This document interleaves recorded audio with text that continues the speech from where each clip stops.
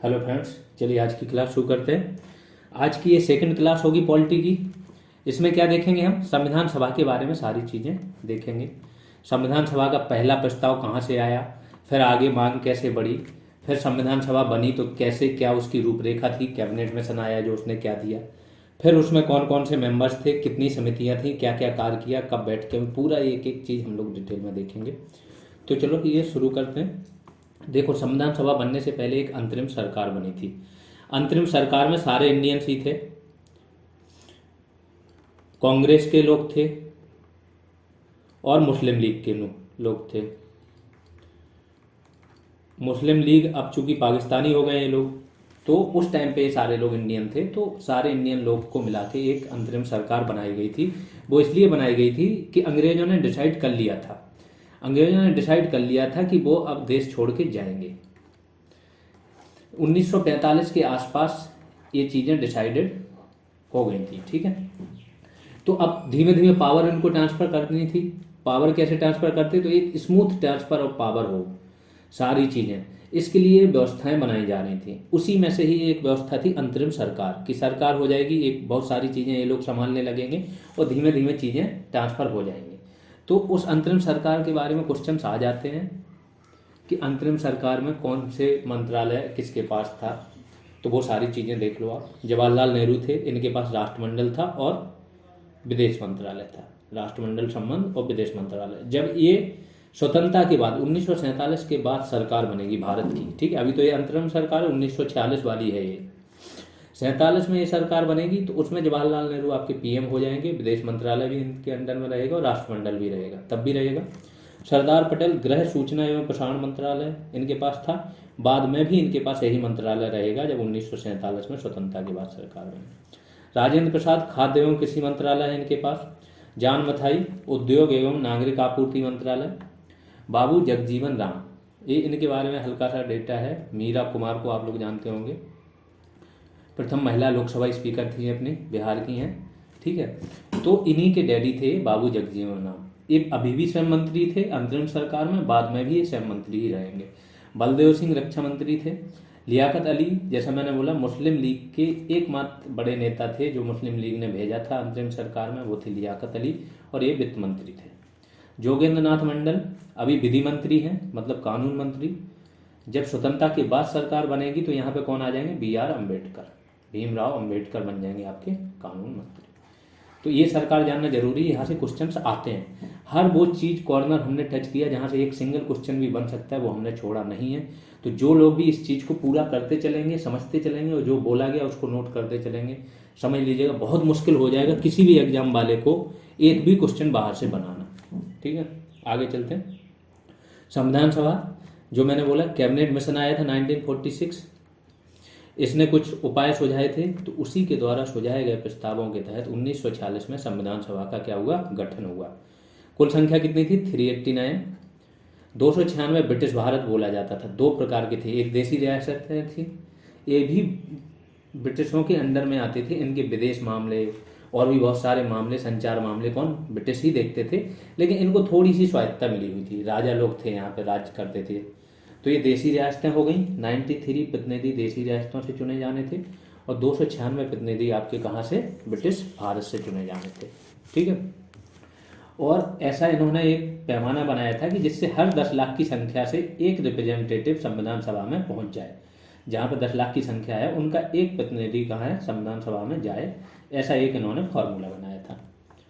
आगे आते, अब इनका जो प्रतिनिधि थे, जो जाने थे, तो जो प्रांतीय असेंबली होती थी प्रांत में, हर प्रांत में विधान परिषद भी कुछ प्रांतों में होती थी, विधानसभा तो होती थी, तो प्रांतीय असेंबली,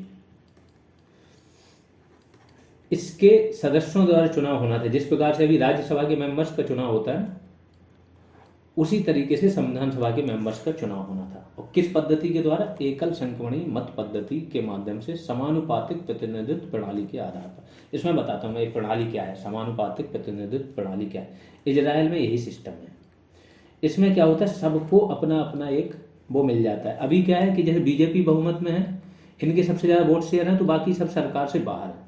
समानुपातिक प्रतिनिधित्व प्रणाली में क्या होता है? जिसका जितना % वोट शेयर, उतने ही सरकार में उसको शेयर मिल जाता है, ठीक है।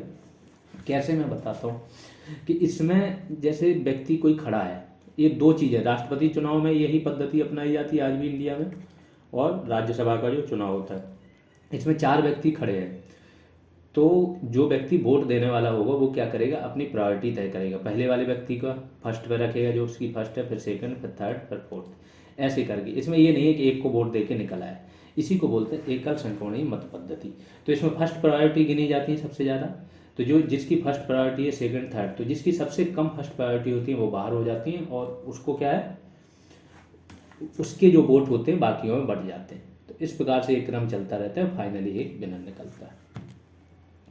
अब आते हैं आंशिक रूप से चुनी हुई तथा आंशिक रूप से निर्वाचित निकाय, जो संविधान सभा के बारे में बोला जाता है। जैसे नेहरू ने 1935 में बोला था, 1935 में कांग्रेस ने मांग की थी, नेहरू ने 1938 में बोला था कि संविधान सभा है जो भारतीयों के द्वारा क्या होगा, एक सार्वभौमिक वयस्क मताधिकार, आर्टिकल 326। जो भी बीच में बोलता जाए उसको ध्यान रखना।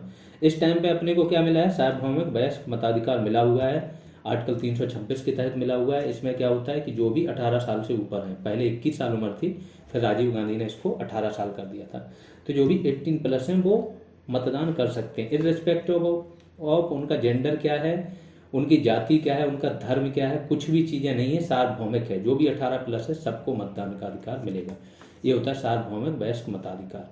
ये यहाँ पे मिल गया। 1938 में इन्होंने बोला था, बट ये बनी नहीं। संविधान सभा क्या हुई थी, आंशिक रूप से चुनी हुई थी। क्योंकि आंशिक रूप से क्यों चुनी हुई थी कि इसमें जो प्रतिनिधि थे विधान परिषद में,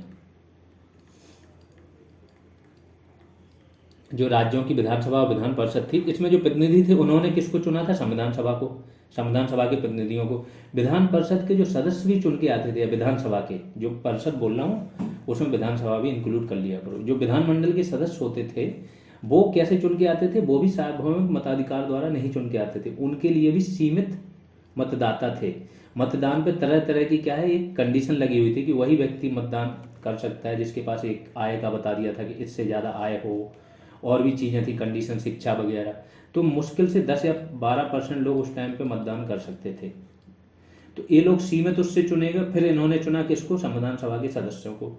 तो ये अपने आप में क्या थी, सीमित मताधिकार द्वारा चुने गए थे। तो आंशिक रूप से चुनी हुई थी। और आंशिक रूप से निर्वाचित कैसे थी, निर्वाचित हो गया ये वाला जो निर्वाचन किया है। और आंशिक रूप से चुनी हुई कैसे थी, या नामांकित जिसको बोल सकते हो, ये दोनों जगह गलत लगी है, चुनी हटा दो। आंशिक रूप से क्या है ये, नामांकित, और आंशिक रूप से निर्वाचित निकाय थी। तो आंशिक रूप से नामांकित कैसे थी, जो देशी रियासतें थी, देशी रियासतें, इन्होंने अपने प्रतिनिधि सीधे नामांकित किए थे। यहाँ पे कोई वोटिंग वाला सिस्टम नहीं था, कोई विधानसभा विधान परिषद थी नहीं, तो इन्होंने क्या किया था, नामांकित किया था। अब आते हैं संविधान सभा हेतु चुनाव कब हुआ, जुलाई अगस्त 1946 में हुआ। ब्रिटिश भारत जो कहलाता था, जो राज्य जहाँ ब्रिटेन वालों का सीधा शासन हुआ करता था, 296 सीट थी, जिसमें से कांग्रेस को 208 मिली, मुस्लिम लीग को 73 मिली, अन्य दल को मिली हैं 15 सीट्स। ठीक है। देशी रियासतें इससे अलग हो गई थी, क्योंकि देशी रियासतों को थोड़ा डर था कि भारतीय संघ बना देंगे, फिर हमारा चीज़ें जो शासन है वो खत्म हो जाएगा। तो जो और जब बंटवारा हुआ तो ये जो आपकी थी टोटल सीटें 389 थी सबसे पहले, बंटवारे के बाद कितनी रहेंगी, 389 में क्या है, देशी रियासतों की भी 93 हैं और 296 ये है। तो ये दोनों मिला के 389 थी, लेकिन जब बंटवारा होगा तो ये दोनों मिला के कितनी बचेंगी, 299। तो ये फैक्ट भी याद रखना जरूरी है। अब आ जाते हैं इसकी कार्यप्रणाली, संविधान सभा की कुछ कार्यप्रणाली वो भी पढ़ना जरूरी है। तो क्या था, पहली बैठक हुई 9 दिसंबर को। ये डायरेक्ट क्वेश्चन आता है, संविधान सभा की पहली बैठक कब हुई, जो अस्थायी अध्यक्ष थे वो कब चुने गए। तो संविधान सभा की पहली बैठक हुई 9 दिसंबर 1946 को। अस्थायी अध्यक्ष कौन चुने गए, सच्चिदानंद सिन्हा अस्थायी अध्यक्ष चुने गए। दूसरी बैठक एक ही होती है, मतलब सत्र एक ही होता है। दूसरे दिन 11 दिसंबर 1946 को राजेंद्र प्रसाद को क्या स्थायी अध्यक्ष चुना गया। पहले ये कौन थे, सच्चिदानंद सिन्हा। एक्चुअली इनको कैसे चुना गया, सबसे वरिष्ठ थे। तो आज भी आप लोग को पता हो कि आज भी जैसे लोकसभा चुन के आए तो सबसे पहले क्या होता है, प्रोटेम स्पीकर चुना जाता है। प्रोटेम स्पीकर बोलता है, वैसे परंपरा ये रही कि जो सबसे वरिष्ठ हो, इस बार कौन थे, वीरेंद्र कुमार करके थे। लोग सोच रहे थे कि मेनका गांधी को चुना जाएगा और भी लोगों को। तो इसी प्रकार यहाँ पे सच्चिदानंद सिन्हा को क्या अस्थायी अध्यक्ष चुन लिया गया 9 दिसंबर को। 11 दिसंबर 1946 को डॉक्टर राजेंद्र प्रसाद को स्थायी अध्यक्ष चुना गया। 13 दिसंबर 1946 को जवाहरलाल नेहरू ने क्या एक उद्देश्य प्रस्ताव पारित किया। उन्होंने संक्षिप्त में बताया कि हमारा उद्देश्य क्या है, हम किस प्रकार का संविधान बनाना चाहते हैं, हमारा देश का शासन किस प्रकार से चलेगा, वो सारा एक रूपरेखा रखा। इसी उद्देश्य प्रस्ताव पे आगे चल के पारित हुआ आपका क्या प्रस्तावना। प्रस्तावना पे सबसे लास्ट में वोटिंग होती है, तो इसी पे पारित होगा प्रस्तावना। तो इसी का ही एक रूप था प्रस्तावना, जो आज भी है। 22 जनवरी 1947 को उद्देश्य प्रस्ताव जो नेहरू ने संविधान सभा के सामने पेश किया था, उसको क्या स्वीकार कर लिया गया। अब आते हैं संविधान निर्माण में कितना टाइम लगा, 2 वर्ष 11 माह 18 दिन, मतलब अप्रोक्स देखोगे तो 3 ईयर्स, लेकिन एग्जैक्ट डेटा है तो वही देखना है, 2 वर्ष 11 माह 18 दिन। मूल संविधान में क्या था, 395 अनुच्छेद थे, 8 अनुसूचियां थी और इसके 22 भाग थे। इस टाइम 25 भाग हैं, ये लिखा है जो है। वर्तमान में 475 के आसपास अनुच्छेद है। ये थोड़े बहुत चेंज होते रहते हैं, वर्तमान वाला नहीं ध्यान रखना, क्योंकि अनुच्छेद ऐड होते रहते हैं। कोई भी संशोधन आया, कुछ ऐड भी कर देते हैं, कुछ डिलीट भी कर देते हैं। 12 अनुसूचियां ये फिक्स हैं और 25 भाग अभी फिक्स है, ठीक है। अब आते हैं BN राव।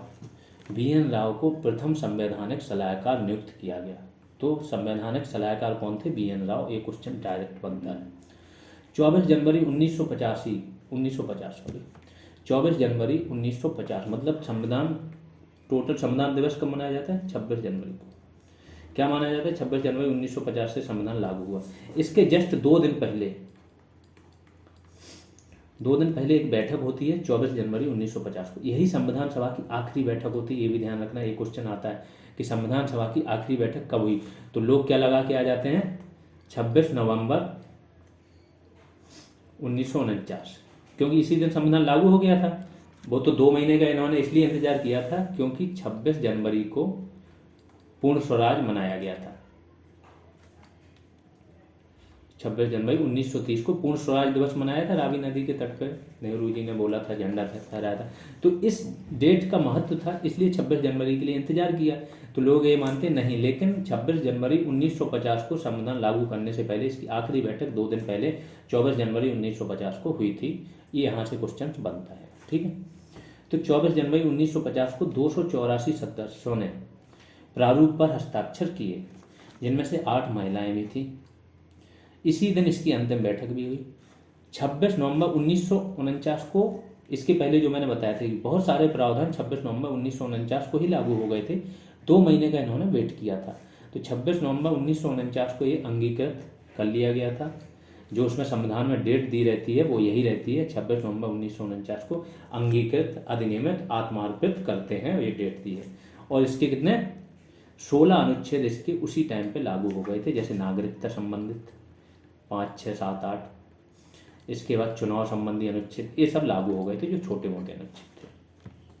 फिर आ जाते हैं संविधान सभा। हाँ, संविधान सभा 2 कार्य करती थी। एक तो संविधान सभा के रूप में कार्य करती थी क्योंकि संविधान बन रहा है। दूसरा करती थी संसद, क्योंकि देश को चलाना भी तो है। ऐसा थोड़ी है कि जब तक संविधान बन रहा तब तक देश नहीं चले। तो एक संसद के रूप में भी कार्य करती थी और जो सामान्य कानून थे वो भी पारित करती थी। तो जब ये संसद के रूप में कार्य करती थी तो इसके अध्यक्ष होते थे GV मावलंकर, और जब ये संविधान सभा के रूप में कार्य करती थी तो राजेंद्र प्रसाद अध्यक्ष होते थे। तो ये भी क्वेश्चन यहाँ से बनता है। अब देख लेते हैं संविधान सभा के कार्य। तो सबसे पहले इसने क्या किया, मई 1900, ये पहले नहीं बात का है, पहले डेटा ये दे दो। 22 जुलाई 1947 को इसने क्या राष्ट्रीय ध्वज को अपनाया। 24 जनवरी 1950 को मैंने बताया 3 चीजें हुई थी। एक राष्ट्रगान इन्होंने अपनाया, मतलब जो आखिरी बैठक थी उसमें। दूसरा राष्ट्रगीत इन्होंने अपनाया और तीसरा राजेंद्र प्रसाद को इन्होंने क्या राष्ट्रपति चुना। तो ये आखिरी बैठक जो 24 जनवरी 1950 को हुई थी, वहां पे 3 काम होंगे। 22 जुलाई 1947 को राष्ट्रीय ध्वज, ये मतलब स्टार्टिंग में ही अपना लेंगे 22 जुलाई 1947 को। और मई 1949 में क्या होगा, राष्ट्रमंडल में भारत की सदस्यता का सत्यापन यही संविधान सभा करेगी। तो इसमें लोग बोलते हैं कि राष्ट्रमंडल को अगर आपने चुन लिया है, महारानी उसकी अध्यक्ष थी। राष्ट्रमंडल मतलब कॉमनवेल्थ गेम्स होते हैं इंडिया में। इसमें क्या होता है मैं बता दे रहा हूँ। राष्ट्रमंडल है क्या, जिन जिन पे अंग्रेजों ने राज्य किया, जिन जिन देशों पे, वो सारे राष्ट्रमंडल के सदस्य हैं जिन जिन पे। उसमें से कुछ अपवाद हैं, जैसे अमेरिका, ये कभी सदस्य नहीं रहा। दूसरी चीज़, कुछ अफ्रीकन कंट्रीज हैं जो कभी, जिन पे अंग्रेजों ने शासन नहीं किया, वो इसके सदस्य हैं।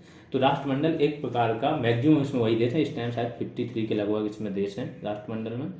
तो राष्ट्रमंडल की जो सदस्यता चुन लेगा कि हाँ हम इसके सदस्य हैं, तो उसका हेड वो अपने आप मान लेगा कि हमारे इस राष्ट्रमंडल के मामलों के हेड कौन, क्वीन होंगी। तो इसके बारे में थोड़ा सा वो रहा है कि राष्ट्रमंडल की आपने सदस्यता ग्रहण कर ली तो हमारी जो संप्रभुत्ता है वो कहीं ना कहीं कंप्रोमाइज ना हो जाए, बट ऐसा कुछ था नहीं। इंडिया फ्री है, कभी भी उससे हट सकता है, वो कभी भी शामिल हो सकता है। आगे आ जाते हैं। 1951-52 में हुए आम चुनाव तक भारत की अंतरिम संसद के रूप में किसने कार्य किया है? यही संविधान सभा ने। जब चुनाव हो गया 51-52 में, नेहरू के नेतृत्व में एक फुल सरकार बनी, फिर ये चीज़ खत्म हो गई। संविधान सभा की अब कुछ समितियां देख लेते हैं। कुछ समितियां थी संविधान सभा की, जो कि बड़ी बड़ी समितियां जिनके बारे में पूछा जाता है। तो एक थी संघ शक्ति समिति, इसके अध्यक्ष थे जवाहरलाल नेहरू। दूसरी थी संघीय संविधान, जो संघ का संविधान बन रहा था, जो प्रावधान संघ से रिलेटेड थे, तो वो एक समिति थी। उसके भी कौन हेड थे? जवाहरलाल नेहरू। संघ मतलब क्या होता है? केंद्र। तो केंद्र से संबंधित जो दोनों मामले थे वो जवाहरलाल नेहरू देख रहे थे। प्रांतीय संविधान जो बन रहा था वो सरदार पटेल देख रहे थे। मौलिक अधिकार, अल्पसंख्यक और जनजातियों, इनसे संबंधित जो प्रावधान थे उस पर क्या परामर्श देने हेतु एक समिति थी, और उसकी अध्यक्ष कौन थे? उसके अध्यक्ष भी सरदार पटेल थे। आगे आ जाते हैं। मौलिक अधिकारों पे एक उप समिति थी, और जिसके अध्यक्ष कौन थे? Doctor JB Kripalani. प्रक्रिया नियम संचालन समिति कौन है इसके? अभी आप देखोगे जो स्पीकर होता है लोकसभा का जो स्पीकर होता है वो 3 समितियों का अपने आप पदेन अध्यक्ष होता है। 3 ही समितियां, वो कौन सी ये होती हैं? सामान्य प्रयोजन कार्य मंत्रणा समिति। तो यही सेम चीज यहाँ पे है कि प्रक्रिया नियम कैसे संचालन हो संविधान सभा का, प्रक्रिया क्या हो, नियम का हो, इन समितियों के कौन रहेंगे? जो संविधान सभा के अध्यक्ष रहेंगे। तो राजेंद्र प्रसाद थे। तो यहाँ से लगा सकते हो अनुमान। राज्यों के लिए समिति क्या है? जवाहरलाल नेहरू। राज्यों को कैसे क्या किया जाए, हाँ राज्यों का एनेक्सेशन कैसे किया जाए, राज्यों को देश से कैसे जोड़ा जाए, उसके लिए एक समिति थी। उसके अध्यक्ष कौन थे? जवाहरलाल नेहरू। इसीलिए बीजेपी इनको दोष देती है कि जो कश्मीर का विलय था वो वाला डिपार्टमेंट इनके पास था, ना कि गृह मंत्री के पास, इसलिए वो विलय नहीं हो पाया। प्रारूप समिति, अब सबसे महत्वपूर्ण समिति यही थी। इसीलिए BR अम्बेडकर जो थे, भीमराव अम्बेडकर, उनको संविधान का पिता बोला जाता है, क्योंकि प्रारूप मतलब ड्राफ्ट के बारे में समझा देता हूँ क्या होता है। जब कोई बिल आता है, जब कोई कानून बनाना होता है, तो उसको पेज पे लिखना होता है, पूरा एक प्रारूप तैयार होता है कि हाँ ये है, इससे रिलेटेड है। स्टार्टिंग में जैसे आपने अभी पढ़े होंगे वन दरोगा में कि सारे अधिनियम पढ़े हैं, खासतौर से वन्य जीव संरक्षण अधिनियम वगैरह। तो पहले पेज पे क्या होगा? संक्षिप्त नाम और विस्तार, दूसरे पे परिभाषा, ऐसे करके 70-80 पेज का ड्राफ्ट होता है, जिसमें एक एक धारा, एक एक अनुच्छेद का डिटेल में जिक्र होता है। तो ये होता है प्रारूप। ये प्रारूप जब तैयार करना था तो इसमें क्या होता था कि बहुत तर्क वितर्क हुए थे। भीमराव अम्बेडकर के पास ऐसे तर्क हुआ करते थे कि कोई व्यक्ति के भी तर्क को काट के अपनी चीज़ें कन्विंस कर लेते थे पूरी सभा को। तो ये इसके अध्यक्ष थे, और इसमें और भी मेंबर्स थे। तो सबसे पहले इसका गठन कब हुआ? 29 अगस्त 1947 को। इसमें कितने थे? 7 सदस्य थे। पहले भीमराव अम्बेडकर, दूसरे N गोपाल स्वामी अयंगर, तीसरे अल्लादी कृष्ण स्वामी अय्यर। इसको याद करना है तो ये दोनों लोग साउथ के हैं, अयंगर और अय्यर। फिर डॉक्टर KM मुंशी और सैयद मोहम्मद सादुल्ला, 2 मेंबर ये थे। इसके बाद N माधव राव और TT कृष्णमाचार्य, ये बाद में आए थे, पहले कोई और था, जैसे BN मित्र थे, तो ये इनकी जगह ली थी। इन्होंने बीमारी के कारण क्या त्यागपत्र दे दिया था। और DP खेतान थे, इनकी मृत्यु हो गई थी, तो इसके बाद आए थे TT कृष्णमाचार्य। तो TT कृष्णमाचार्य, N माधव राव 2 ये हो गए, सैयद मोहम्मद सादुल्ला और डॉक्टर KM मुंशी 2 ये हो गए, अल्लादी कृष्ण स्वामी अय्यर और N गोपाल स्वामी अयंगर। और भीमराव अम्बेडकर तो थे ही थे, ये इसके अध्यक्ष थे प्रारूप समिति के। अब आते हैं प्रारूप समिति द्वारा तैयार किया गया पहला प्रारूप कब? 1948 फरवरी में प्रकाशित हुआ। जो इन्होंने पहला संविधान का प्रारूप तैयार किया ड्राफ्ट, उसको क्या फरवरी 1948 में प्रकाशित हुआ। अब इसको रख दिया इन्होंने संविधान सभा के सामने। संविधान सभा में फिर सुझाव दिए लोगों ने, संशोधन सुझाए कि ये संशोधन वो, तो 8 महीने का टाइम दिया गया कि संशोधन सुझाव आप लोग। जब 8 महीने के टाइम के बाद दोबारा फिर से ये रखा गया, दूसरा प्रारूप जो तैयार हो गया है वो अक्टूबर 1948 में।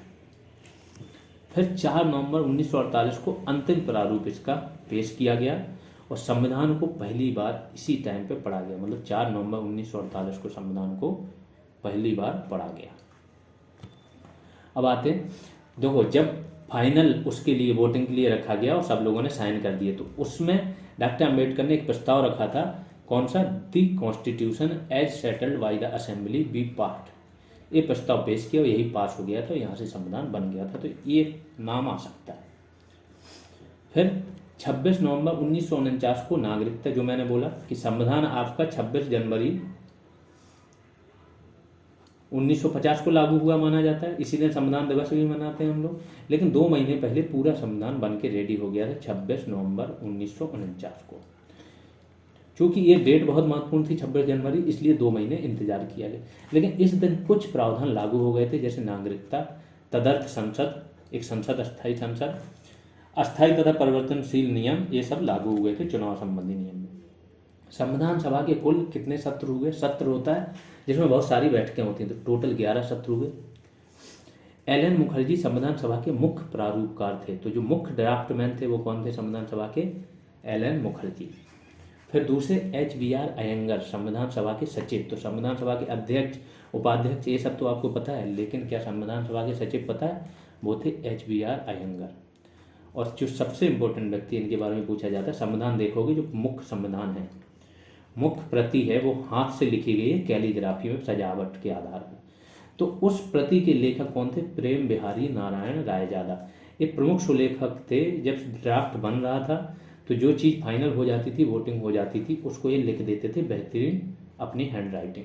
तो जो संविधान की मुख्य प्रति आज भी संरक्षित है वो इन्हीं की राइटिंग में है, प्रेम बिहारी नारायण रायजादा। तो संविधान सभा यहाँ पे खत्म हो गई आपकी।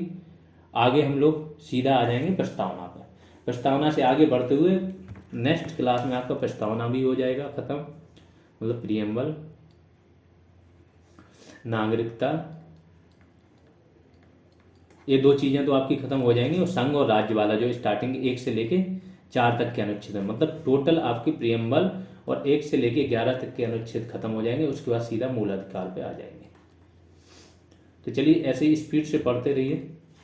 जिन लोगों ने शेयर नहीं किया वो इस ऐप को शेयर कर दें, ऐप को भी शेयर कर दें, यूट्यूब पे भी चैनल भी बताएं, जो लोग भी जुड़ना चाहते हैं वो लोग जुड़ पाएँ। अभी के लिए इतना ही, धन्यवाद।